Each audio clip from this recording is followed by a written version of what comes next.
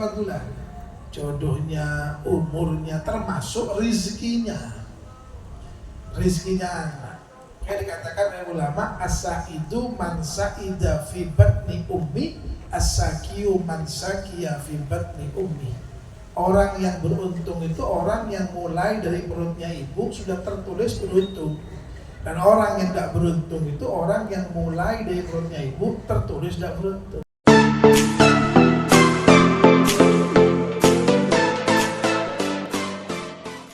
Buka HP, di HP jenengan tuh di Google tulis Kitab Arba'in An-Nawawi hadis nomor 4. Akan muncul kitab yang ditulis Al-Imam An-Nawawi, kitab hadis yang ditulis Al-Imam An-Nawawi. Itu Nabi bersabda, ketika ada ibu yang umur 4 bulan, makanya ini 4 bulanan. Saya sering ngomong ke teman-teman, kalau 7 bulanan tuh selamatan, minta selamat, Pak. Tapi kalau 4 bulan tuh selamatan, minta selamatnya anak. Kalau 7 bulanan tuh selamatnya lahir. Karena kalau kita minta untuk selamatnya anak di 7 bulan, kasih. Karena Allah itu ngutus malaikat umur 4 bulan. Nabi bersabda, ketika janin umur 4 bulan, Allah itu ngutus malaikat. Apa tugasnya malaikat? Nulis takdirnya anak. Apapun yang terjadi dengan anak ini nanti setelah hidup, itu ditulis 4 bulan. Jodohnya, umurnya, termasuk rizkinya. Rizkinya anak. Kayak dikatakan oleh ulama, as-sa'idu man sa'ida fi batni ummi, as-sakiyu man sakiya fi batni ummi. Orang yang beruntung itu orang yang mulai dari perutnya ibu sudah tertulis beruntung. Dan orang yang tidak beruntung itu orang yang mulai dari perutnya ibu tertulis tidak beruntung. Nah, umur 4 bulan seperti saat ini yang diselamati oleh Ananda Aminullah ini, anak yang umur 4 bulan itu pokok belum ditulis sampai malaikat, kita minta duluan, ya Allah, order ya Allah. Bahasa kita begitu, order. Apa request? Rezeki ake, ganteng, kerja dapat ruwet. Itu kita minta hari ini ya Allah. Nah kalau 7 bulan apa tidak bisa diganti? Bisa, jangan kan 7 bulan. Di saat lahir pun bisa diganti asal ibadah dan berdoa. Maka dikatakan lahirul qadha ila doa. Kita ini bisa merubah kehidupan kita dengan doa, bukan dengan usaha, Pak, tapi dengan doa. Kita orang tua kita kan yakin. Makanya dari hadis itu kemudian kalau kita ketika kita punya anak, anak itu lahir sudah punya rezeki. Setiap anak yang lahir itu sudah bawa rizkinya masing-masing. Tapi karena masih kecil, tidak bisa kerja, gak bisa apa, rizkinya itu lewat orang tua. Makanya ada istilah banyak anak banyak rizki. Kenapa kok banyak anak banyak rizki? Karena titipan rizkinya anak jadi satu ke orang tua. Banyak anak banyak rizki. Kok iso banyak anak? Harusnya ketika banyak anak banyak kebutuhan. Harusnya banyak pengeluaran, tapi kok ternyata kata Islam banyak anak banyak rezeki. Ya memang iya, tapi kebutuhan A, B, anak pertama, kedua, ketiga ini dititipkan ke kita, Pak. Baru ketika dia sudah balik, sudah mandiri, dia kerja sendiri, baru nggak lewat orang tua.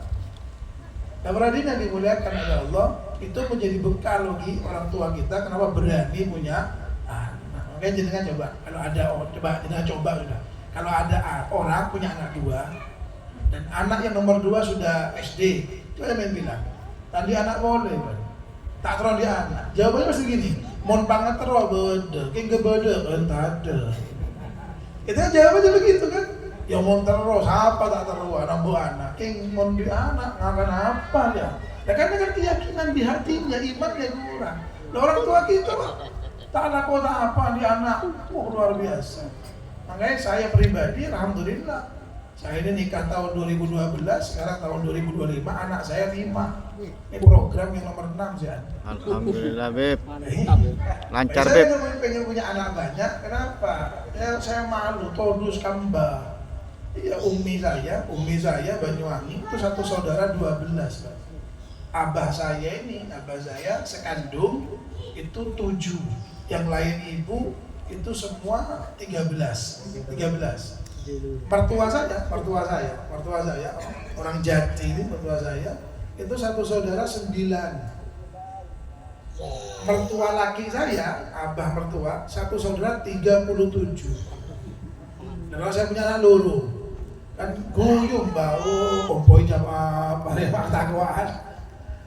Nah, jadi sifat anak yang kedua itu seperti dunia, Pak. Tidak ada orang yang tidak pengen dunia, tidak ada orang yang tidak pengen dunia, tidak ada. Semua orang pengen dunia, sama. Sifatnya dunia itu dengan sifatnya anak sama. Cuman kembali tadi, kita ini tidak yakin kepada Allah SWT. Nah, tetapi ketika anak itu menjadi banin, nah ini ayatnya kan banin, al-malu wal banun, hubul syahawati minal banin. Ketika Allah bersifat banin, menggunakan lafaz banin, itu artinya anak kecil. Tapi ketika sudah menjadi walad, menjadi anak, tidak menjadi baik, Pak. Tapi Allah berfirman dalam ayat Al-Quran, ya ayyuhalladzina wa'lamu anna amwalukum wa auladukum fitnah.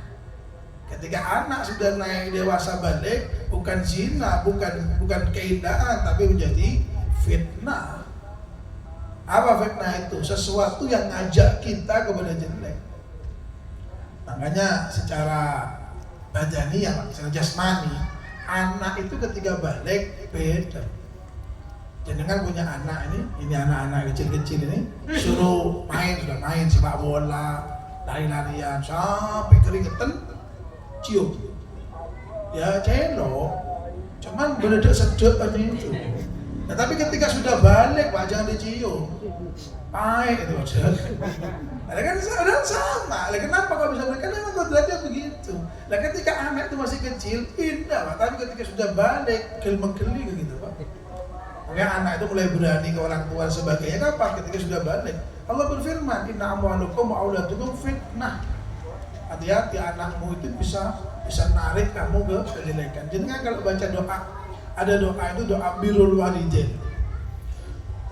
Ketika membaca doa birrul walidain, di antara bait-bait doa itu ada doa yang berbunyi begini, ya Allah, ampunilah dosa orang tua kami yang lalai kepadamu gara-gara